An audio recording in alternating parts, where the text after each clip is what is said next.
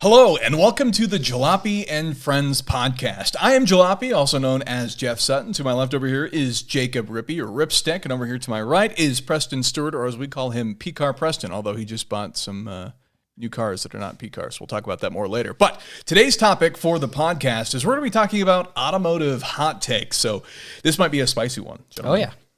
Lots of disagreement. Yes. Yeah, we'll have to see what happens. I'm sure more stuff will come up as we go throughout the episode. But as always, let's get started first with the news. The news. You go first, sir. I will go first. So last week we talked about supercars and the state of that. And we knew the ZR1 was going to be quite fast, but we didn't understand how fast. And so this week they posted that not just any employees of GM, but the folks who worked on the Corvette, not real race car drivers. I'm sure they're quite fast and have some race training. They've spent some time but they're around not, fellows. but they're not necessarily real, like, race car drivers. They're not like, True. you know. They weren't raised. They weren't racing in NASCAR Injected. They weren't Randy Pabst, but they set some lap records already in pre-production ZR1s. They set a new lap record for Watkins Glen Long Course at 152.7. Road America 208.6. Road Atlanta 122.8. And two of the courses at VIR, Virginia International Raceway, and that's a big deal. Those are pretty serious tracks. They upended the lap record at VIR from the Senna from Lightning Lap, which that was real race car drivers like Randy Pabst, Popst. Yeah. Yes. And so that means I think there's even some more room for it to go a little faster, especially 100%. with Lightning Lap. And so that's impressive for a car that costs, what do Sennas sell for these days? Well, Sennas are... a regular Senna is probably close to $1 million. Even the Senna GTR is kind of trade around $1 million. So for a quarter of the price or more, you can get yourself a ZR1 and slap that around. And then it was also beating lap records from the GT3 RSs. I believe that was Road America. That was like a 5-second lead or something. It was a huge lead. Yeah, but if you think about it, that's nothing crazy, though. Yeah, because it's a long... double the horsepower. Think about it. But it's a Corvette. Yes. Well, Chevy makes a great chassis. The Alpha chassis is fantastic that they make. Automotive hot take. The C8 Corvette's a supercar. No. In all trim levels. Hard pass. Well, we'll talk about our hot takes later. Sports car. That is impressive on how, because you can throw a ton of horsepower at any car, but how it handles itself on the track is a different matter, and the fact that it was slapping everybody around is pretty cool. Well, yeah, it's a car designed as a complete package, as opposed to a Honda with a laptop that might go fast straight for a short time. Mm-hmm. Yeah, lots of engineering until the engine blows. Yes. Yeah, this will do it again and again and on track with a warranty. So there you go. With a warranty. That is my news. The ZR1 is fast, surprising nobody. Yeah, sick. 1,064 horsepower. Yep. All right. Dope. You're next, sir. What's your news? Yeah, so my news, I've got a few highlight pieces that we'll go over. They're all kind of sad. Okay. But they're all kind of around the same. Never mind. You don't get to go. First news piece is looks like Porsche is cutting about 2,000 jobs in Germany due to low sales for EVs. And obviously, we know the EV market's kind of up and down and all around, and it gets very political. But they've had a total amount of 3% drop in global deliveries. China is actually their biggest market, but Chinese manufacturers are going way up. BYD is a big one. We did talk about that last week, how the Chinese are very proud of their domestic manufacturers. They made 4 million cars or something last year, BYD alone. And the government has subsidized so many of those manufacturers that people like Porsche and all the other manufacturers who aren't domestic to China are really struggling to compete. In fact, Jeep actually published, there's a story that came out that Jeep completely gave up on the Chinese market.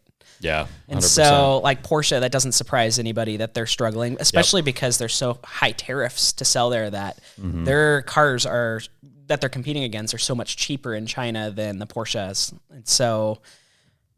how much longer does Porsche sell in China, even though they're the biggest market for EVs? That's I'm sure they have brand equity there, though, still, just like any other high-performance they'll be around. But again, they're the brands they're competing with that are homegrown in China are taking their lunch. And I get that, but I bet you there are people in China, just like anywhere else, right, that have the same sentiment of, I'd rather have the combustion motor. And so while there's plenty of cool cars, there's people that are going to have that same domestic passion like we do here in the United States. That is true. They're just going to have it in a different way. But they pay for it more there because they have such big taxes on non-EVs that it's hard for them to compete with the tariffs and the... In fact, a lot of cars, performance cars, you'll see come with like 2-liter motors because if you get under a certain engine size, the taxes are so much smaller. That's why is it the Urus from the That's why the Urus didn't come with a Whaling V12 from the factory. It's because they had to sell to China, and there's a huge markup on taxes over 4 liters versus anything bigger. But the good news of all that means that the ICE, the internal combustion engine, and the hybrids are going to be in full force with Porsche, so they're kind of steering away from electric. So we should see a drop in EV from them. I know the Boxster Cayman they kind of axed, but I think that's going to come back as a hybrid model rather than a full electric, possibly. I think they'll do both, just like the Macan. Yeah, we'll see what happens. But anyways, that's with Porsche. And the next piece of interesting news here was the new CEO of Aston Martin stated they have about 12 to 18 months to fix their problems. They just brought this guy on. He's new. He came from Bentley, and he turned Bentley around. They need help. So his focus is making less cars, actually, to solve the problem. He wants to increase value creation rather than higher production. He's kind of comparing it to Ferrari, lower exclusive numbers. It just brings up this exclusivity of the brand and the models. They announced 4 new models when he came on, and it basically cut down about 30 to 40% of capacity, and it's slowing production down. So his whole goal is he wants to make derivatives of the cars, like the 911. So he's going to take, whereas one of the models has about 90% new parts, he wants to make submodels of the existing ones, like most manufacturers do, to save money and also put some more exclusive models out there. So that's his plan. Interested to see how that goes for them. Yeah. How long has he been with the company? I don't know when they brought him on, but he's pretty recent. Well, the reason I bring that up is because we saw the facelift of the Vantage recently. Yes. And that is very much a facelift and very much the Vantage that we've had since 2016, I think. It's a fairly old, Yeah, so it's the it's same wild to car, think that 2016 is Yeah. old now, but So, and I'm he's still living in probably 2020. been in charge of that. I'm assuming he's been in for a little while, but he came in after they brought the DBX out. They're like releasing a bunch of models. But anyways, so he's got about 12 to 18 months. He gave a timeline to fix their problems. They're not going to be perfect in 12 to 18 months, but he said they got to turn it around because they're not doing well. Anyways, but they've always not been doing well to Aston Martin. They should have hired the guy who was leading Stellantis so they could just sell a bunch of old models at steep discounts. And Aston then Martin when would be he gone. steers them in the wrong direction, he just leaves. Just bails, Yeah. Don't pay him a huge- Goes to Aruba and never comes back. Oh man, this looks bad. And I'll then, see you guys later. Last piece In fact, we're going to kill all the cool things they make and then leave. So the V12's getting axed. Goodbye. Buy heavy. We're going to 4-banger, hybrid, turbo, SE hybrid. No. The last piece was Nissan. Obviously, we know about the merger not going through with Honda. Nissan decided that they are going to do it on their own, and they are cutting heavy. Well, they wanted a merger of equals with Honda. Yeah. Which, if you look at the customers, No. Honda wanted to make them a subsidiary. They didn't like that. Nissan believes their brand equity is much higher than it Correct. really is. Yeah. So what will if Nissan goes over, what will people with credit score this? They're not gonna the go same over. as the temperature outside and rental fleets ever Nice. do with themselves. I think they'll who be will they buy fine. from? But they're cutting off 3 plants, closing them down. The first one's in Thailand. The other 2 have not been announced. And there's massive cuts in hours for U.S. plants. So a lot of people working That's for really Nissan hard. are going down. And a global production decrease of 20% is happening. So by 2026. But they are pursuing strategic partnership options, even though Honda did not work out. So Yeah, they still want a Who do you girlfriend. think? Who Job losses aren't good. Yeah, that's really hard for all those families who depend on that. But It's tough. Who do you think would be the best brand to merge with Nissan? Who could fix Nissan or provide them value? Honda. BMW. So, from my understanding, the Honda, value yeah. at stake was supposed to be like $60 billion for this merger. And, they didn't disclose why it fell through. From my understanding, Japanese business and stuff like that is usually one of those things that's kept very private and personal and close. And so they don't always release that. Like, you always hear all the details right here in the United States when something doesn't go down. But so that wasn't disclosed why it didn't work out. It likely might have something to do with the control of companies or what managers go where and how that happens. Well, and it always seemed like Honda didn't really want to merge with them in the first place. It was absolutely definitely not. I pressure think it was from the the Japanese government, Yeah. who didn't want to straight up bail them out. But Yeah, mind you, they are still working together. They're just not merging. So Honda and Nissan still collaborate here and there. I hope. But I hope all Nissan is well. ends up with Honda's transmissions. It was a good date, but they're not dating. Nissan wants a new Whatever girlfriend. transmissions they do, they need new ones. That's Yes, for sure. get rid of those Jatco. Well, actually, they are using new ones. A lot of the new Nissan lineup has the Mercedes 9-speed. They have gone to the torque converter 9-speed. Yep. Thank goodness. So Actually, the I new think it's a Murano, multi-clutch. is it a dual yeah. clutch? It is. Well, no, the new Pathfinder, right? That can't be a dual clutch. But I know that's a torque converter Is that a auto. 9-speed? I think so. It's probably a multi-clutch then. I think that's the what is they call it, the 9-speed, whatever chronic. Whatever the case, MCT. it's better than listening to wah until you hit 60. And- Big Ultima Energy. See, the thing, again, I've talked about this before on the podcast on how I've gotten yelled at on the internet by people that say they love their CVT transmissions. They're wrong. They drive terrible. They're the worst. Every time I drive one, the gas pedal almost feels like you're feathering it, kind of waiting for the car to respond to your inputs. I think that people posted that Big Ultima Energy comes from how those cars drive, because to get anywhere in traffic for that engine to spool up, you have to floor push it. it, Paddle, and then you yeah. just wait. You set your clock for 30 seconds, and eventually the yeah. I get that. I had that Rogue to go pick up my new wheels and tires. Same thing. I always felt like I was driving super fast all the time because you feel like you're kind of I mashing had to put it down. 30,000 plus miles on my work car, which was a 2020 Rogue, and I'm sorry to hear that. yeah, Rough. it was not my favorite driving experience. Anyways. on Earth. Yeah. Well, CVTs are bad with the exception of a few brands. Subaru seems to be less offensive, and then the hybrid transmission CVT that's in Toyotas, which isn't a real CVT. It's a an planetary eCVT. gear set. Yeah. Which they share with Ford of all people. That is totally fine as a transmission. So it's kind of, they almost shouldn't even call it a CVT. It's not doing it justice. I have not minded Honda's CVTs that I've driven. I've driven a couple of Hondas with hybrids or not with their transmissions. Though Honda's new hybrid transmission is kind of weird. I'm not entirely sure what I kind haven't of driven voodoo. any new Honda hybrids. Yeah, the new Civic It's hybrid's been on apparently very good. Yeah, same thing. I've driven my dad's CRV hybrid, which he is obsessed with. He's never obsessed with a car, and he's obsessed with this car. Keeps it spotless, which is new for my dad, bless his heart. And he loves that thing, and it gets 40 miles per gallon, and I drove it, and it was not bad at all. Like, I did Nice. not mind it. In fact, I would almost consider that for my wife's next car. In fact, I think she wants that as her next new car. we go. She's like, what do you mean? I get a CV or a CRV with 40 miles per gallon? Sign me up. So that's Right. Guess we'll check our savings and see when that'll happen. But All right. All right. So with that, it's time to get into the automotive hot takes. Would anybody like to go first? I will go first, and this is a good one. Okay. Time to get spicy. The Plymouth Prowler did not need a V8, in my opinion. And I disagree. I disagree and with this that. is No, why. Bad hot take. Well, it is a hot take, but it's bad. that's pretty bad, This actually. is What are you why, talking about? The Plymouth Prowler, when you look at what it was and what it meant to Chrysler, it was in the era. It was essentially kind of an R&D vehicle for future technology, a space frame aluminum construction. First time, I think they rear-mounted the transmission. Yep. They put an aluminum engine, which was new for them. They did all kinds of stuff, and then they styled it based on Chip Foose designs, roughly. And I think they collaborated with him on the design. And so it looked like a concept car. It looked like nothing else on the road. It Looked great. still looks like nothing else on the road. And this is why they didn't need a V8. Because if you look at Chrysler's V8s at the time, they hadn't developed the modern Hemi yet. Correct. And so their No biggest 5.7. their biggest V8 was a 5.9.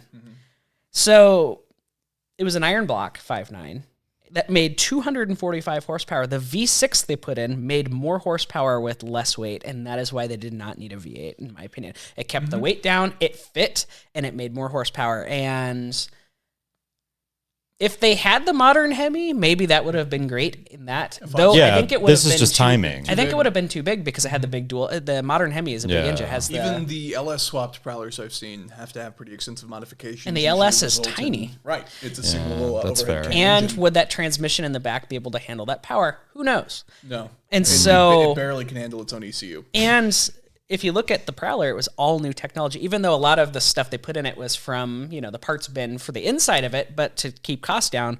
But the engine was a fairly new design that was all aluminum. And so this thing was like a spaceship. And so putting an antiquated 5.9 in it with less horsepower, with more weight, would have actually ruined the experience. My less hot take is they should have made it a manual, or at least give us the manual option, though that would have sent production prices way over the moon, because now they're developing 2 rear-mounted transmissions. And so the fact that, we even got the Prowler is such a blessing. I don't mind that it has a V6. Yes, it doesn't make as good noises, but it was the better engine. And that is what you say makes sense. I get it. I don't remember when the merger happened to become Daimler Chrysler. That would have been the late 90s. Okay, so about the time the Prowler came out. So the reason I bring this up is there was actually a variety of other interesting concepts. Chrysler actually built a prototype car built on the Prowler platform called the Laguno, which was also likely going to be V6 powered. But then you have to remember, like, Chrysler also had, for the, like, everything is relative. And why I'm bringing this up is even stuff like the Chrysler, I'm spacing the name of it now, that was based on the SLK platform, Crossfire. The Crossfire. So it was also a V6 kind of performance car, kind of touring car thing. The merger happened in 98.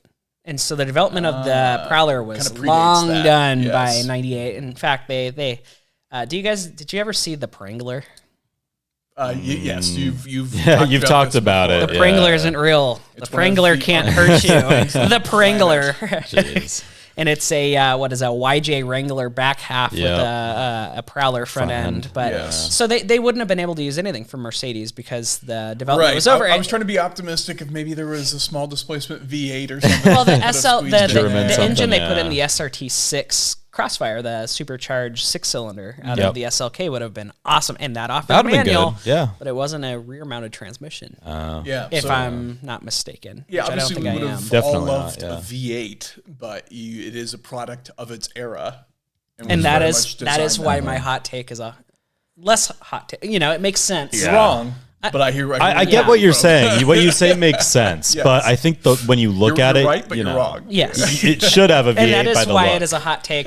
I've got more hot takes for you guys, but let's go on to actually, Preston's. it's funny because what I just said was it looks like it should have a V8, but it doesn't. And that brings into the C63S because this is like... We're having the new one? Like the current press car that we've got? Yeah, okay. So I got to talk about it because this is I was in it yesterday and... I'm still picking the vomit out of my hair. My hot take is I actually liked it, and everyone talks crap on the internet, right? New cars come out. It's hot garbage. But no one's seen it, no one's touched it or driven it. And yesterday was my first time in it, and I gotta say I'm impressed. I am not a big fan of modern Mercedes. I think their interiors look good, but their quality is diminished normally. And everything they make really isn't exciting except for like Black Series and unobtainable stuff. I like the Galando wagon, thank you. Oh, yeah, that was a long time ago. Anyways. No, it got good. 2019 was the first big update for the G-Wagon where it now got... And it got better and it drives better. Anyways, but so this new C63 has a 4-cylinder, has a turbo, is hybrid. The previous model was a V8 twin turbo. Everyone loves them. I love them. I've driven them. I have the M550 V8 twin turbo, fantastic noises, torque's great. And I honestly, when we first walked around the C63 at the car show, I was like, oh, yeah, it looks good. It looks okay. It's got a bulldog stance. It looks thick. It looks aggressive. And you started it up, and I was like, it sounds like crap, It doesn't sound good. It starts in its hybrid-ish It does. Just like a 918. And that doesn't bother me. I like that cars. This is the first time anybody has compared that car to a 918, just for the record. Oh, he was talking about the 918 all day. Yeah. I like hybrids for that. I like having electric range in cars like that. That's kind of cool. Start in E mode, roll out. No one hears you. The electric range isn't really what that car's built for. No. It's 6 to 7 miles. I'm just saying in general, I like having that. And that car, unfortunately, only has 6 to 7 miles, which is probably less than that, actually. But anyways. Do you think anyone who owns that car cares about their neighbors? How many people do you think own them? I don't think I've ever seen one in the wild. I've never seen one yet. It's the first time I've seen one on the road, and that's because I'm driving. And that's impressive in Scottsdale. I thought they were cutting back production, stopping. I think 24 was the first model year, so I think they've technically been on sale for almost a year. Well, and they are offering sales on them because they're not selling. Yeah, I thought all the crap that came out on the internet, they were like, whoa, we got to back up. And they kind of slowed down and stopped, or not stopped, maybe just slowed down. But I don't know. I think a lot of people that judge the car who haven't touched it, I think if they got in the car and drove it, or at least gotten to ride in it, I think a lot of people would change their mind because it offers a immense amount of power and fun. Now you're talking $90,000 roughly starting price, and yours was 103, whatever the sticker it starts was. at 86,000. Yep. The one that we currently have for a press car is 101 something. And while that is expensive, and I get it, the M550 was 94,000 sticker, I believe. And that's I think those are 540 horsepower, whatever. And anyways, and it's a lot of fun. That M550 is more power than anyone will ever need on the road, and I love it and I enjoy it, and it launches hard as hell, and it's great. But that C63 is a blast. Launches harder? No, it launches harder. It punches you in the gut, and when you're engaging and driving the car, while the car isn't physically like engaging like a fun performance, like a enthusiast car, the power is fun. It's enjoyable. I think the problem doesn't lie with what the car is, but what the car replaced. Yeah, I get it, but the future's different. And that's what a lot of cars have, the curse of whatever came before it being different. While trying to adapt to future government legislation that And is squeezing regulations. tighter on. Well, either way, what are they going to do? The C43 had the 6-cylinder, so they can't just say, oh, here's the 6-cylinder in the 63 now, and then people are just going to complain either way. So they put hybrid to F1 technology in it. And it's fast as hell. I bet that ages well. Yeah, you know. Reliability wise, I bet that's just going to be You never know. Might not. You never know. Yeah, so I've got the YouTube videos and reviews and all that are coming out soon on that car. It's also, for those curious, 671 horsepower, 752 pound. It is ridiculous. And do not eat White Castle before 4, Matt, because it punches you in the gut. Yeah. Yeah, everybody. Well, actually, let's just don't eat at White Castle. Yeah, don't do that in the don't first do that place. to yourself. Yeah, that car is fascinating. We'll leave more details for the reviews and stuff that are coming out. But it's, if you want the fastest C63, the fastest C-Class ever, this is that car. Yeah. But I get it. But the interior quality was really yes. Yeah. But the interior quality was fantastic. I pressed and pushed on everything. Everything was solid. No rattles. Nothing weird. All the buttons felt pretty good. I was impressed that the quality was better than I thought, because I was in the EQS and everything I pressed was just creaking and just making noise. Sorry. Huh? I missed that. How did that go? Oh, okay. And it was just 100 and how much was the EQS? Like $160,000 or some ridiculous number? No, the one I had was 90s as equipped, I think. I think one of them. So is it pretty on par with pricing for the normal S-Class, or? Well, it's the electric beam. The EQS? Mm-hmm. Yeah. Oh gosh, I'm not even similar. sure. I don't No, even- But they more do than not that. look similar. I swear, I the swear EQS they're looks like more. an egg. Yes. It's an egg. So an my egg. buddy had a loaner car, and we pulled the sticker out. It was like 100 and maybe 140,000 or something. I don't remember. Yeah, mine was not that much. Super hefty price tag, but as we were pressing the dash and all the pieces, it would just creak, and it just sounded like crap. And I was like, really? Like Mercedes, I have 2 old Mercedes downstairs right now, 2 SLs, and they're great. Like, quality is fantastic in those cars. Everything, all the touch points are nice. There's no rattles or creaks in that car. It's from 2004 and 3. Those are good cars, and modern Mercedes creak and rattle, and it's just ridiculous. So anyways, the interior on the 63 Have you was ever pushed good. buttons in a McLaren GT? No, because they go through the dash. There is no button. That's a trap door. That is the most offensive quality shortcomings I've seen on anything ever. McLaren GT. That's a good the hot fact take that right there was a there. car that already had buttons pushed into it, like the active button was already pushed into the center console, still worked, but was pushed like whatever they were using to fix the buttons that's to the bad. dash was just not working. That's bad. And then while we're looking at this car, another one got pushed in, while trying to release the trunk latch, and that was one of those things where I'm just looking at this car, I'm like, Just are you McLaren. kidding me they're right now? trying to make it feel more like an Alfa Romeo, the car guy experience with the speed of a McLaren. So they have the build quality of an Alfa It's Romeo. British. It's normal. They're trying to go even worse, Italian. Do you have a hot take? I've had really good experiences with McLaren GTs. I had one that was incredible, and just everything worked, and it was fun to drive. Left the factory on a sounded Wednesday. Great. Oh yeah, and then this other one where anytime you touched a button, it just Last shift on Went through the Friday. dash. Yeah. yes went through the dash. Button has left the chat. Yeah, that was quite unfortunate. But anyways, so Automotive Hot Takes. So this is one that I've been talking in my head. I almost made its own dedicated video because I thought it was so important. Oh, buckle up. We're talking about tinting your lenses, turn signals, taillights, etc. I think it looks cheap and tacky on every single car unless it's black. Is that a hot take? That's pretty normal. I think it all looks like No, shit. because people always go, oh, I'm going to black out the headlights, black out the taillights. Yeah, black it out looks the like it's just crap. dangerous. I think it just looks like shit. It is dangerous, especially if you do the spray and then some people spray it on heavy, and then now you have zero light. That's Ultima energy I've right done there. that one. I've done that once. You've done Luckily, that? it came off because I What? didn't clear over it. Yeah. If anything, what you really should do is it should be like the wrap. Like you should use. Just buy the tinting film on wrap. Amazon like every other Doing it cheap the- ass person. Doing it the right way is taking the light apart and then just taking the chrome off, as long as it's not a reflective Yeah, surface. smoked is different. I want to point this out. Yeah. Smoked is different. If you want smoked lenses on your non-black car, that's fine. But if Yeah. you want to go like Black yeah, out. like super Oh, dark, yeah, no. your car needs to be black. I Because feel- otherwise, it's just going to look really cheap. Like you went into that one aisle I think in it the look- auto parts store I and think bought it- all the questionable parts. I think it looks bad on every color because it's cheesy. The SL55 has smoke taillights. It's black. but it Smoked looks is good. fine. Smoked is different. Yeah, that's Not good. Smoked tinted. is different. We're The talking other about, thing is blacked out. I think cars look worse with super dark tint too.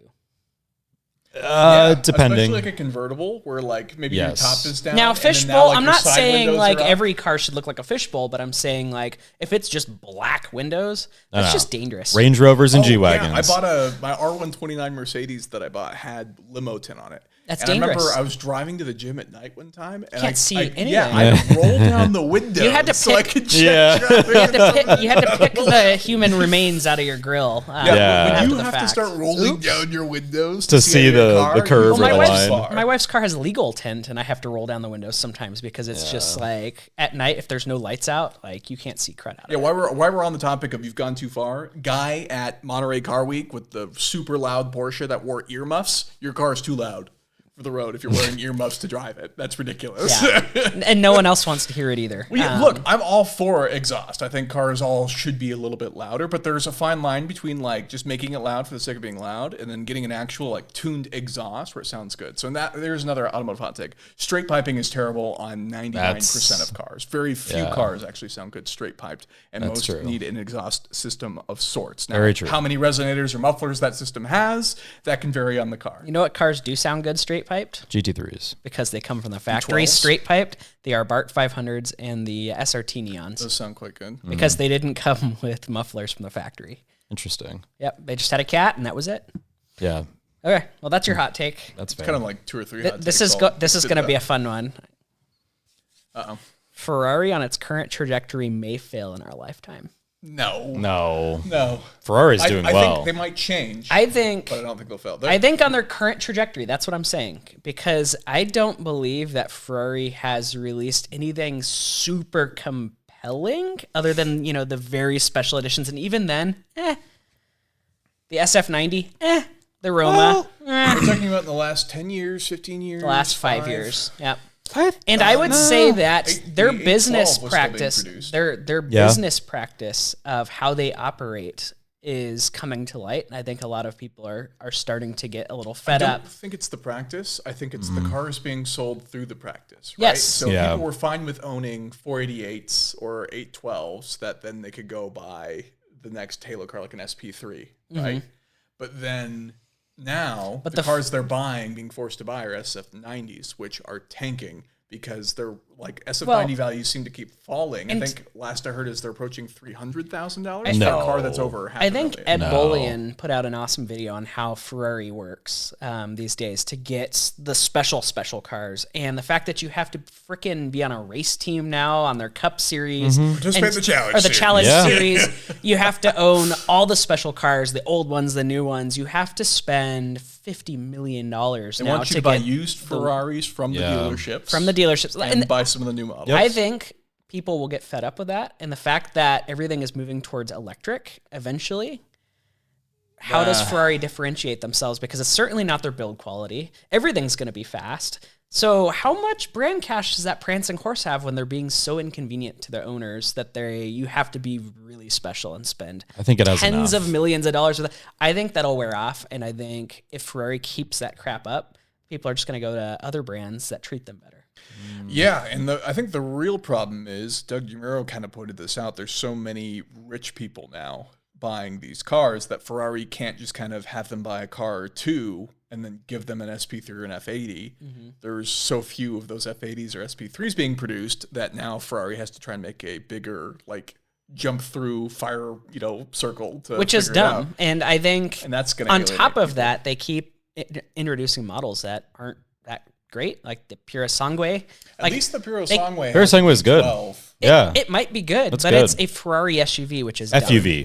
FUV. I was gonna Yeah, say, FUV. Not an SUV. Ferrari Yeah. won't let you call it an SUV. It's an SUV. And I mean, sure, I see why Aston did it. I see why Lamborghini did it, but Ferrari, I think Enzo Ferrari is rolling in his grave. Well, But he all of drove them GT are. cars. Yeah. He drove Lancias and Alphas. Yeah, GT think- cars are fine, but that's a freaking SUV. I think and keeping the there's V12 no- is the huge factor why it makes it good. Yeah, but they kept the eventually- V12 in it. It's a eventually GTC for everything- Lusso with a little more size. Yeah, which even the Lusso is kind of like... That's a great car. Fantastic car. That's fine. It's a shooting brake. I guess that's cool. But like Yeah. once you go to an SUV, Yeah, but everyone is now. That's the thing. Everyone is. But again, but it's Ferrari. Ferrari And isn't so- indestructible. They have to compete with the market, and the market and says that's we what I'm need saying, performance is I think SUVs. Ferrari is not indestructible.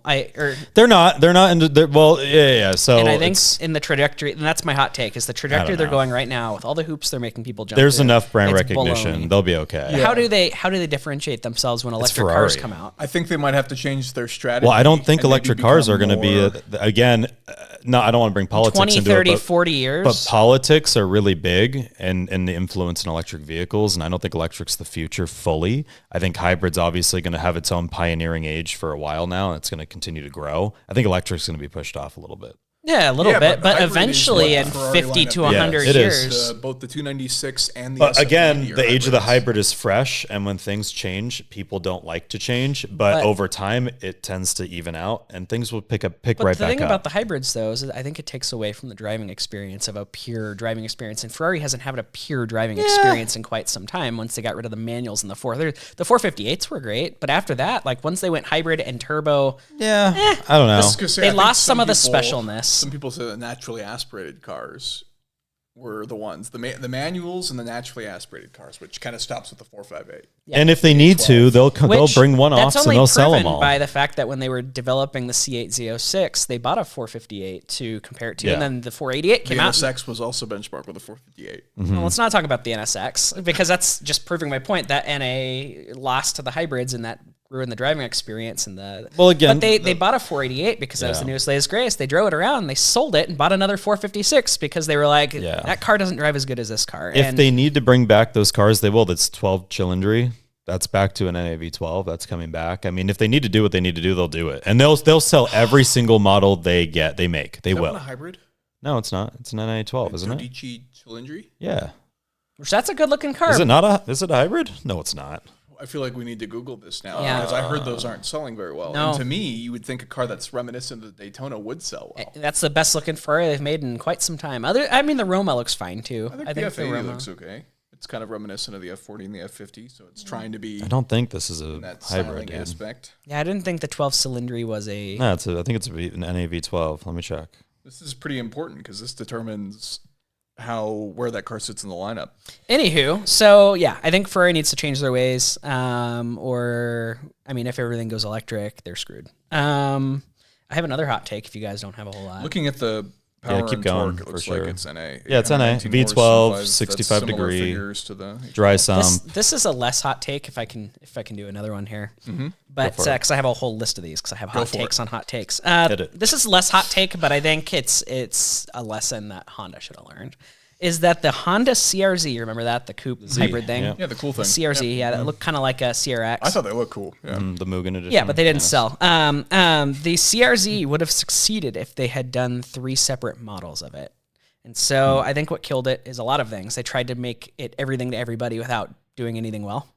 And for those who don't know, they only sold as a hybrid. You could get it with an auto or a manual, and it only came with 2 seats. In Europe, you could get it with 5 seats, but they took out the bench seat in America, the rear seats, and sold it as a 2-seater.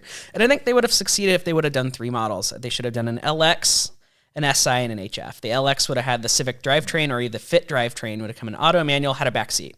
The HF would have been sold as is, but would have been a better hybrid that would have actually, gotten good gas mileage. And then they should have sold a K20 swapped SI version with the Civic brakes, That would have been Civic cool. suspension. I would have liked. Yeah, so they definitely considered that in the Honda Heritage Museum Center that's in their headquarters in Torrance. They actually have a CRZ concept that is a like higher performance version that has like extra aero bits. But the problem is they only offered it as they did, and of course the market for a 2-seat coupe in America is not going to be very good. And then it struggled to get 45 miles per gallon. I mean, the Fit was getting better gas mileage car for car, and then the CRZ, once you lost the battery, became dangerously slow. And I mean, it handled fair, because it was based on a Fit, which that's another hot take coming that you guys are going to lose your minds over. But at the end of the day, like, it didn't do anything well. It looked cool, I guess. It looked fairly sporty. It drove okay if it had a full battery, but realistically, they dropped the ball. Apparently, if you put on some suspension sway bars and put the factory supercharger with the manual, it's pretty decent to drive, but you're going to get even less gas mileage, which the point of the car was to be a sporty hybrid. We're going to see how it plays out in the Prelude coming up, because hopefully they learn their lesson, because the Prelude's supposed to be a hybrid only. Yep. But I have a feeling they haven't learned their lesson, and I think it'll be even less fun to drive than a CRZ. But only time will tell. I think you can make a hybrid compelling to drive. I think they just need to spend the time the in new R&D Civic and doing drives it. fine. Yeah. But when you drape the body of a Prelude over it, it's going to be... It just depends. Some of the hybrid tech kind of acts like a CVT transmission, in that it does this thing where it almost like waters down any all connection or experience, because there's other stuff going on, right? Where the computer's not only trying to manage the engine, which has to build up its revs, it's also trying to manage all the electric torque of the car. And I won't say what this car was, but there were hybrids, which were even a little bit leaning more to the performance side, had it at a stop, just kind of in its normal condition drive modes. You slam on the gas pedal, and so the car has to take a second to react to what your input is, right, to then deliver the output. And the car just Christmas street the dash. Yeah. And I was like, oh, that's not good. And it kind of put itself in lip mode. Yeah. And I was kind of like, okay, note to self, the hybrids probably don't like, overly aggressive behavior. And even then, some of the other newer performance hybrids I've driven have this thing where they almost like, they have a split second where they want to kind of get rolling first, and then they can kind of put down some of the power. And like, even if they are faster with the immediate large amount of torque that's available from electric motors, there are some downsides. I will say this: the 19 Spider is one of the few hybrids I've driven. Where it that drives so good. Spider. The 19 yeah, so Spider. LMDH hybrid race car that I drove. Yeah. Oh my god. Yeah. Jeez. Yeah. I disagree. It drove like crap. Feel like it was limited by its hybrid drivetrain in any way. It's interesting how every brand also kind of has their own version of the hybrid and how it works, because there's so many like iterations they've done. Honda is clever because the transmission on their new ones starts off like an EV, to where it charges the battery or the electric motor and discharges like an electric car, so you have the initial torque, and then it switches over to where the engine drives the transmission at higher speeds, which I think is interesting in how it drives, because you kind of feel like it's an EV, and then you hear the engine kind of turn on and the hamsters start rolling, and then you're kind of building speed that way. And so, but then you have other people that's just straight CVT behind a sandwich motor and hope for the best. Some of them, the electric, they have extra electric motors in the back that acts as a all-wheel drive. That's with all the front-wheel drive Toyotas. Yeah. Yep. So interested to see how Subaru does that with the all-wheel drive. I bet they just sandwiched a motor in their CVT. I don't know. But yeah, let's hope Honda gets it right with the Prelude, because that's a pretty good-looking car, if you ask me. It is a pretty good-looking car, and I know some people who have told me that they are excited for that car in particular, and I think what a lot of people are hoping for is almost like a BRZ competitor, but I have a feeling it's going to be more expensive than that. It's going to be a CVT, because they have already said, nope, we're not offering the manual with this one, which kills me. Which is stupid. Well, that's the first worst decision. A lot of the Japanese car companies are going to have a lot of similar behavior to each other, with some exceptions, because they're all also kind of invested in each other. Yes. Like, I think Toyota actually owns a huge chunk of Subaru, for example. And so you'll see that's kind of why we have a lot of Toyota Subaru partnerships in automobiles that exists. Well, and that's why Nissan and Mitsubishi are like this right now, although Mitsubishi's trying to step back. But if they do, what cars are they going to have? Because their best-selling car right now is essentially a 3-row Nissan Rogue with more weight. Yeah. Same 3-cylinder. I think that is the biggest 3-cylinder for sale, by the way, in the U.S. Interesting. The Outlander, yeah. Is it? Well, in other three-cylinder news, I've heard that other countries are jealous that we get the GR Corolla. And they're asking for it because they want the bigger. I love the car, GR, as opposed the to G-Rolla. Yaris, which we don't get, but other countries get. I would rather have a G-Rolla just for useful, which the Marizo makes me laugh every time I see one pop up for sale, because they do pop up for sale and they bring good money because they were very limited. They do. But my gosh, when you see the back seat's been removed, I was gonna say, 5-door they buy them hatchback. because they go, wow, I have a 5-door vehicle with an unusable back. Somebody, there's whole one bunch on of Cars and storage. Bids, and somebody said, "Hey, why are you selling?" He's like, "Oh, I have a baby on the way. I need something more practical." I'm like, "What are you talking about?" I get a hot forgotten hatch, that yeah. the rear seat had been Yes. removed and deleted, and I'm like, Just get a normal oh, G-Rolla. Yeah. yeah. Deleting the back seats are fine when it's a 911 and people can't sit back there anyways. Yeah. But yeah, in an actual practical car that's supposed to be sporty. But now, Which and is the new, another reason the CRZ failed. They Nice. should have So- offered the back seat. the 911 needs the RX-8 treatment with little rear doors that are suicide. That is a hot take. no. That's no. And the best part is that door would have I'm a just hole. kidding. That door I'm would just have a kidding. That's hole not in it. hot. That's scolding. I've been burned. No. Where's the yellow? just- The new GT3 992.2 now can have rear seats. Bring your family with you on the apexes and the turns and the That would be turnpikes, really wherever you funny, go. seeing that backwards suicide door open. There's a hole No, for the air no, vent, no. and the kid Don't has to like even. contort themselves. Get out of here. No, but you can get rear seats now, so you don't need got it. an idea. No. That's Jeez. horrible. Also, it looks terrible just seeing the outlines for the rear doors on the RX-8. I think is its biggest styling flaw. Like if you look at the RX-8 directly head on or directly from the back, I think it's gorgeous. Look at it from the side, hate it. Oh yeah. Because it's got the 2+2 look. It's like you look at a No. 280Z, the regular 280Z looks fine, although updated for the time. And then you see a 280Z 2+2, and you're like, wow, that's horrendous. They've ruined it. Well, at least they didn't do what the Veloster did, where they just had a single one door on one side, and they were a door or less away from greatness, in my opinion.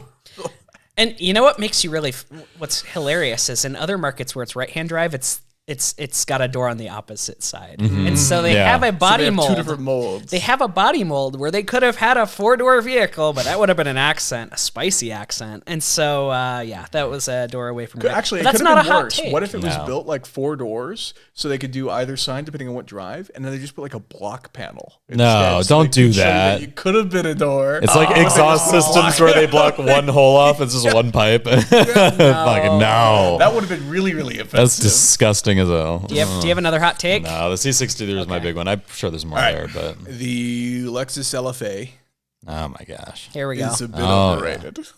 For the price, yes. So I've I've driven one of these, so I can say this. You can say it. Okay, I'm not just I have not spitting driven off one of something these. Sucks. controversial. It's terrible. When moving this around and filming with it, the transmission is the clunkiest, most annoying thing on the planet. And now this doesn't Well, necessarily. it's not as annoying as the 4-speed auto and the hybrid LC. It's that annoying. We'll get to that. Interesting. So the LFA, that single clutch transmission was not the transmission for that car. It was born in a little bit of an awkward era, and I get that towards the end of the development, Toyota was so far over budget and time spent in development. I think the LFA debuted as a concept car like 3 different times. Yeah, I think originally in the 90s. So I think it Yes, had like a did. 12-year development. Or maybe I'm mixing that up it with was the supposed to be aluminum NSX, but I originally. think it was the LC. Or, sorry, the LFA. Yeah, so it took quite a long time to get the car out the door. And so I'm assuming towards the end, Toyota was just like, send it out. We're not waiting for another transmission. We're not doing any of this to make sure it all works. And so they sent it out with this transmission, which under load is fine. And this isn't to say that everything about the LFA is terrible because of the transmission. There are tons of other cool things that I think even other people don't necessarily always highlight about the car. But that transmission is not the move. And this like is kind the of the cool same thing with an gauges. Aventador. The cool gauges. Well, I would say all Oh, single yeah, which clutches made their under way into load the are fine. LC500. I mean, you drive an Aventador under load, the single clutch is fine, but it's the same across the board. Slow just in speed, regular crawl driving, it's terrible. sucks. I also don't And think you the can LFA say- looks great either. I like the styling. I like I it. like it. It's but very not- Japanese and clean. For the price you're paying, there are better driving It's and not better very flashy. looking cars. It's Yeah, Japanese not and very mature. flashy. is The what it is. LC500 is That's a a good better looking looking car. car, which features some of Yeah. the cool gimmicks and stuff from the LC500. And they gave it a And the V8. V8 sounds great in that car. We should and buy. drives. We That's should. one of the We most should buy an underrated. LC500. Why don't we buy that? No. I think I've we should talked buy a about it all the Nissan time. Murano Cross Cabriolet. That is what we're using any money we make from the that 3 one's- viewers yes. who That's watch the this. Monterey car we correct. car. Yes. Correct. If you want to help, only you can help us buy a Nissan Murano Cross Cabriolet so we can drive it The around with the boys. GoFundMe is And stop coming. wildfires. You will be guaranteed a ride if you donate to the GoFundMe, which Absolutely. we don't actually have set up, but if you... We'll make it set up. Just Yes. email Send us. us a DM. Email us. In yes. the arms of an angel. Yeah. Only you can stop wildfires. Anyways, back to the topic. So it's super great. There's lots of stuff you can hear. Like you can hear the transmission clunking and kind of moving around as you're driving, which is something I've never experienced before. That's one of those like not engine What are you noise, talking but about? it adds to the You own experience. vintage cars. And then, sir, my 944 transmission's in the back. I cannot hear okay. it. Languishing. Let's take some carpet out. We'll give you the but not in, LFA like a, not in like a experience. gated clinking kind of way, but more in like a fun, exciting extra whirs and stuff like that. Kind of how like induction noise adds That's to a normally driving a experience. that's normally a warranty item. I hear whirring and clunking. But then obviously the V10 sounds great. In Yes, that car too, and so. a lot of people don't realize this. Yamaha, the people who make the pianos, helped with the development of that noise, and they What an did a nice interesting job. manufacturer. Tune the exhaust. All right, what are you looking for today? Would you like pianos, dirt bikes? Yeah. Maybe an LFA, V10? So, yeah. And they made the show engine on the Taurus show from the 90s, which has one of the prettiest intake manifolds outside of Alpha. Yeah, very interesting intake manifold. But I just bought a $10,000 piano, and I'm looking for a dirt bike. Do you know anyone who sells that? You won't believe this. Yeah. So Yep. that's a relatively hot take. I think time has been kind to the LFA And because that kind originally of applies they to all single clutch cars of that nature. That's just not, the transmission is not designed for they were that. too expensive new. They're way too expensive now. I mean, at $200,000, I could forgive the transmission, and because of the noise. And Well, and you can look at it as a product of the time again, right? You can talk about the everything's relative. It kind of was a product at the time where single clutches were popular. That was it the was thing. more expensive than the cars it was competing against by a margin. Yeah. And so it's just bananas right now. They're what, Well, I mean, $700,000 cars now. Here's another way to look at it. We're criticizing the prices, but look at the later generations of the Aventador. Even when they went hybrid, which they kind of fixed some of the single clutch like habits by adding the motor between the engine and the transmission to try and provide torque fill, which makes up for the lack of shifting that the single clutch is doing. So you're not getting shunted so hard forward during the shift. But still, they had iterations that were selling, for multiple millions. New, the Scion and the Countach still have that transmission integrated with the hybrid system, and they sold that well into the 2020s. So at least the kinda dig the LFA new had like a Countach. small window where maybe like it retro. didn't get the credit it deserved, but then it is kind of almost overrated to some extent. And I know that a lot of the people hyping them up haven't driven them, but just know when you drive it like a normal car, because contrary to popular belief, people don't only drive these cars on racetracks all the time. Yeah. They probably, if anything, drive them to car shows, Yeah. Cars and Coffee And golf. most of the time. Yeah. So Yes. that's how they're getting used, and it's not great in that environment. That's fair. All right, you ready for this one? This will get some hate mail, I'm The sure. Honda Fit. All hate mail goes to jalopy.jeff. No. JalopiJeff@gmail.com. Inserting both of your That's Instagrams, actually his email. personally said their threats. No. I'm I'm changing that to private. private. Yeah. JalopiJeff@gmail.com. So a lot of people compare the new Ford Maverick to the original Ranger that stopped selling in the U.S. Yeah. in 2011. And I'm going to say the new Ford Maverick is better than the Ranger. I could see And it. that's going to get some hate from the Ranger lovers out there. And this is why. The original, the last time they sold the Ranger, which I believe was in 2011, if I'm not wrong. Yeah, that sounds about right. The base engine made 143 horsepower, and the top engine, the V6, made 207 horsepower. The new base engine in the Maverick makes 190 horsepower with the hybrid, and the EcoBoost makes 250, which It's a lot of power. that's It's a good lot power, more yeah. than the Ranger ever made. The original Ranger towed as much as 3,100 pounds. The new Maverick tows more, at 4,000 pounds, if you get the 4K tow package. And then the best fuel economy you could ever expect in a Ranger was about 27 miles per gallon hybrid, versus the new Maverick Hybrid that gets 42 miles per gallon. Yeah. It has more room in the cab by a margin, because they never offered in the U.S. a four-door Ranger until 2018 or whatever, when they brought it back as a mid-sized truck. Some cabs and extended cabs. The only difference, the only two things that the Ranger might do better is you could get it with a low-range transfer case, which is a little better for off-roading, and it has a longer bed, which if you put the bed extender on the new Maverick, you still have a 6-foot bed. And so it is a better truck all around than the old Ranger, and I will get a lot of flack for that because people are diehard. It's a Ford blanking Ranger, and those things were. People talk about the reliability. No, they're garbage. They had a lot of because different motors in the original ones, right? they did. Yeah. Cylinders to V6s. Yeah, they had the 2.3 NA Ford motor, which was meh at best. And then they had the 3-liter and the 4-liter engine, which the 4-liter, all the timing components were on the back of the engine. Yep. And when those failed, and they do sometimes, that's an engine They just wanted to copy the Saab engineering. They really did, in all the wrong ways. And so I've never liked driving original Ford Rangers. They drive like trucks in all the wrong ways. The new Maverick drives incredibly well. So that is my hot take, is the Ford Maverick is a better buy than the original Ranger. Yeah, I like that. I agree with that. I mean, womp, womp, womp. Yeah, the only thing that I have to argue with that, are they better trucks? Like if for whatever reason you were looking at a Maverick and a Ranger that were both the same price, we're talking about the old Ranger, by the way, not the new Ranger, then obviously you should buy the Maverick. However, for a product of the time, I think the Ranger was insuperior to the Tacoma in every foreseeable way. The Tacoma made more horsepower, was more reliable, and if you kept them out of the salt, they stayed in one piece. I feel like a lot of people, though, were buying Rangers to, like, use them. Like, a lot of small businesses bought Rangers. Yeah, and they're all off the road now because they've broken, and now they're back in Tacomas, as the good Lord intended. Damn. And as long as you kept them out of the salt, so the Tacoma was a much better vehicle. It made more power with the 2.7 4-cylinder than the 3-liter V6 made in the Ranger. Yeah, I think the Ranger was very much still truckish, right, with leaf springs and all that. Whereas leaf the springs, Maverick, body on frame, yeah. Yeah, whereas the Maverick is a better everyman's vehicle because even if you're never going to take it off road, it'll ride better and is more practical for everyday use. Here's my number one gripe with the Maverick. Oh, it's got a key.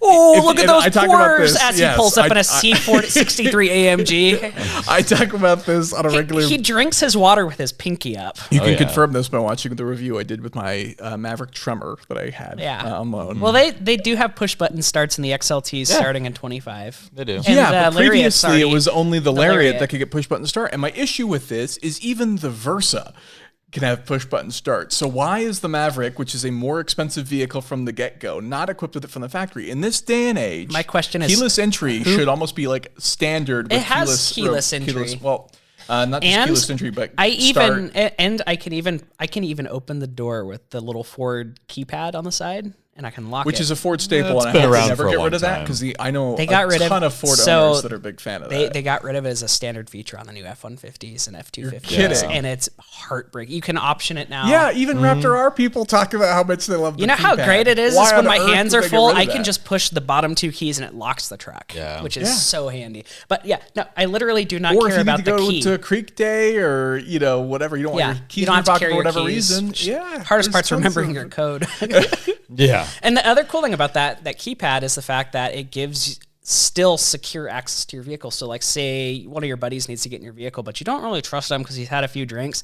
You can give him the key thing. He can't drive off in your vehicle because you still have the keys to start it, but he can get in and grab whatever he needs. And that's pretty cool.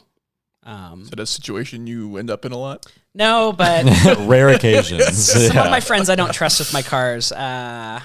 That's fair. I'm sorry. I only meant to jump it once. Okay, the second jump happened. I actually on jumped accident. my friend's vehicle once, but that's a different story. We'll bring up an off-road day, maybe. no. Yeah, I gave the keys back shortly after. But yeah, who cares about the key thing? And no one's cross-shopping a Versa with a Maverick because the Maverick tows more than the Versa. It's a whole the different thing about thing. the Maverick is they figured out. If you are, go with the Maverick. Yeah. Yeah. No. That's They figured out ways to make it cheap and cheerful, where the Versa is just cheap. The SR, the Versa SR I had was Which actually nobody pretty buys impressive. that model. $19,000 and you get yourself something with CarPlay, heated seats. That is Android not the Auto. $19,000 version. no. That's the base That's model the base with the manual model with and like no screen and nothing. No, I'm pretty sure it was $19,000 because they start at like lower than that. I'm pretty sure. Not anymore. I think the cheapest car you can buy right now is the $19,000 Versa. It used to be the Mirage, and now I think it's the Versa because the Mirage is gone, right? good riddance. Yep. Yeah, you have some exciting That does not need to I have exist. PTSD from driving Yeah. that POS. And a lot of car guys, that's their hot take is the Mirage is the greatest automobile ever made. And I say, What? you're wrong. No. What? You No know, way. because No. apparently they say it's the spirit of the original, Civic or whatever, where it's like kind of industrial and gets good gas. No, it's a POS. Those people aren't correct. The thing had less than 20,000 miles as a rental car, and it had like lifter tick when I first started it because it didn't get the oil in the right spots. It was terrifying to merge on the freeway. The AC couldn't keep the car cool in the Arizona heat. So every time I drove it, I was drenched. Giant POS. Anywho, yeah. Ford Maverick, goodbye. Ford Ranger, less goodbye. All right. Cool. Goodbye. Goodbye. Rangers are still cool, especially the new ones, and the Ranger Raptor in particular. Yeah, but that's a I have mid-sized very truck. soft That's spot. that's essentially the 10th gen F-150 in size. The new Rangers It's actually are huge. 1/10 of an inch narrower than F-150, but has new one. all of the Raptor in it. Yep. Yeah, the new Ranger Raptor's dope. Yes. Yep.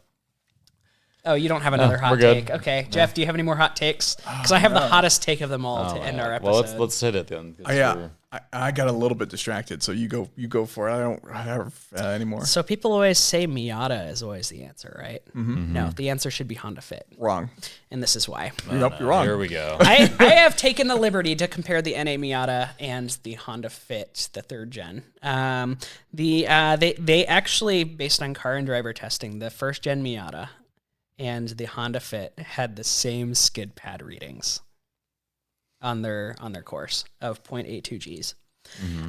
The Fit is faster, gets better gas mileage, has more power, and has more capacity in the back for all your friends and things.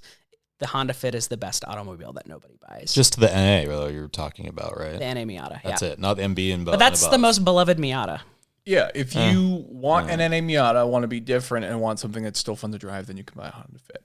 Yeah. But the Honda Fit is, But I'd rather have a NA Miata. yeah. But Personally. well, I've had both at the same time, and I often said with some basic bolt-on mods versus my stock Miata that the Fit would outhandle which it did based on the testing, because I put wider tires on it and a sway bar, and that stupid car outhandled my Miata any day of the week. I like the Fit. And it also yeah. averaged 38.5 miles per gallon over 40,000 miles. That's a It cool was, car. An awesome little road tripper, and it was so handy. And I think enthusiasts should not buy the NA Miata to daily drive. I think they need to go out and buy a manual Fit. Yeah. Because Fits the are manual great. I Fit agree with does that, everything yeah. the Miata does, other than the top-down fun. Yeah. And the pop-up headlight fun if we're talking the NAs. pop-up headlight. Well, and the NB is in this conversation too, because it's essentially an NA that's been slightly worse. changed. Yeah. Sorry, Duncan. Sorry. Yeah, jeez. He won't hear this. And the seats in the Fit are cool too. So Yeah. they have these things called magic seats. Magic seats, yeah. And they're magic because they fold completely flat, so you have a small cargo You can van. sleep in there. Yeah, or Yeah. you can fold it straight up. Sleeping, And you yeah. can stand Can't sleep in your NA Miata. I can. comfortably. You're not gonna be able to walk for a week. Or the seats will fold straight up and you can fit tall items in the back. And so Yep. I've actually changed at the beach in the back of a Honda Fit, standing almost straight up. I'm not incredibly tall, but you get the point. Midget. And then that's not very nice to say. We're going to get canceled before this podcast even probably. takes off. Probably. And then the It's other fine. cool thing is the front seats, if you remove the headrest, make a bed in the back Yeah. when the seats Yeah, are they folded. do. And so I think the enthusiast for about the same money these days should go out and buy any Honda Fit instead of a NA Miata, especially if that's your daily driver. If you're looking for a fun weekend car, also buy a Honda Fit because they're incredible little track weapons. Grid Life actually has a spec Honda Fit. Yeah, they Series. actually had one at Yep. PRI. So if you're worried what people will make fun of you for, you're in the same crowd of getting made fun of as Miata people anyway. Yeah, so you might as well and embrace that's The true. Honda Fits, Yeah. they have figured out how to do case swaps on every generation of Yep. the Honda Fit, which makes it it. You've even got a more lot of fun. space to make it mid-mounted if you have the know-how and the skills to throw a Don't V8 do in that. there. That will ruin it. And they So, come with CarPlay though too, right? And all the after ruin it. 2018 and newer came with Okay, CarPlay. yeah, get a Matter 2018 of and newer Fit. opinion, sir. Yeah. What? That's a matter of opinion, sir. If people want to throw a V8 in the back of their Honda Fit, make it rear-wheel drive, I say go for it. Yeah. Turn it into a All frunk. three of you who have the ability to do that. So Right. I honestly say the answer is not always Miata. The answer is always Honda Fit, and that is the hottest take of That's them all. fair. I like that. All hate mail goes to Jalopy Jeff. No, At no, gmail.com. no, I'm pro Miata on this take. JALOPY. Because I don't think there's anything Jeff wrong does with not the Fit. own a I would practical not buy car. it. JEFF@gmail.com. This is true. Everything I own is a two-door manual car. So in that sense, I don't know. This is why Haley needs to be around to drive you in the reliable, practical Forerunner. While some SUVs and wagons have been brought up as something I should buy for a practical car, he wants an SSR, folks, and that's his hottest take of them all. I regularly bring up other two-door coupes that have back seats, and they go, "That's my practical car. It's a coupe, but it has back seats." None of his friends can fit in. A dog in there. Yeah, you can put a dog back there, though. Yeah. That's where the important Little part honeybee. comes from. Yes. Yeah. Not enjoying life under that big panoramic rear glass on the 944. Yeah, no, the 944 is not. Turn around, the thing's cooked. It's a fishbowl effect. So that's my other hot take. Jeff needs to buy a wagon. Yep, wagons are cool. Yeah, everyone should buy wagons. The Buick wagon's on my list. list. The Torex. Hot. Oh, it's pretty cool. Yeah, it's pretty cool. I like that wagon quite a bit. And the powertrain, it's pretty stout, like 280 horse. Like I feel like we need to look this up. I thought it was 240. I didn't realize it was that high. No, it's like 280 from a Turbo 4. Though the better buy is always the Volvo V60 R Design. That's a good looking car. That's 320 horse, 25. And they look good. They look really good. They're the best looking Volvo they've made in a very long time outside of the V90, but the drivetrain is very reliable. They make an E-Class wagon that's sold here in the States. Yeah. Doug DeMiro owns one. Yeah, I like those. And too. if you don't get the AMG, you get the backwards facing seats, E63S that's wagon. a good way to make your friends vomit. That's one car I would really love to have is an E63S wagon. Yeah, but you don't get the backwards seats. Yeah, so the V6 ones are funner. I almost feel like the performance wagons are cool, like the RS6. But then the kind of point of a wagon being practical, I feel like you almost don't even want the performance version unless you have all the money in the world and can just buy whatever you want. And what's funny is people with all the money in the world have the regular E-Class wagon because that's stealth well. Yeah, especially if you go back to the East Coast. Like that's Doug DeMiro's whole vibe, ironically, is like old wealth in the East. On the East Coast, rocking Defenders and G-Wagon cabs, and of course his E-Class wagon. And his daily's a Sequoia TRD Pro. That is not so. That's more of his California side coming out with camo fenders. I hate the I love the TRD the Pro camo seats, the Sequoia TRD Pro, but hate all the camo. Okay, this is actually my last hot take. Toyota does not make because they brought out their new body on frame Tinga F platform that underpins all of their off-road vehicles right now, and they do not make my perfect version of a Toyota trucker SUV. The Tacoma has too small of a back seat. The Tundras are ugly. The Sequoia, like the GX550? Or just Toyota's lineup specifically? Well, the GX550 is my favorite one, except on the Overtrail with the lockers and the EKDSS, you can't get the third row seats. What pisses me off about the GX550 is that the luxury trim is the same price as the Overtrail package, but you don't get any of the off-road goodies. Yeah. Exactly. Costing the same. And the Sequoia is heinous with the off-road, the Pro, and that doesn't even get all the goodies because they saved all of the lockers, and I mean all of the lockers for the new LX 700H or whatever, the hybrid version. Yeah. It's the first Toyota SUV since the 90s that got triple lockers.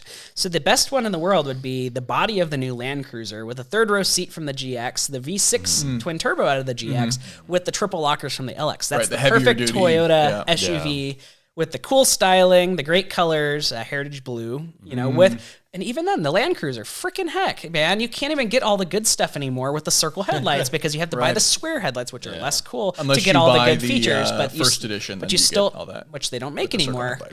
You had to be first. You had to be first. And so, like, my gosh, I want the base model looking on the outside Land Cruiser with the premium appointments of let's just say the GX luxury trim with the Overtrail goodies underneath and the engine from the GX with the triple lockers from the LX, and that would be the perfect SUV that they don't make. And that is a hot take because people are falling all over themselves saying Toyota SUVs and trucks, which they were better than they were before.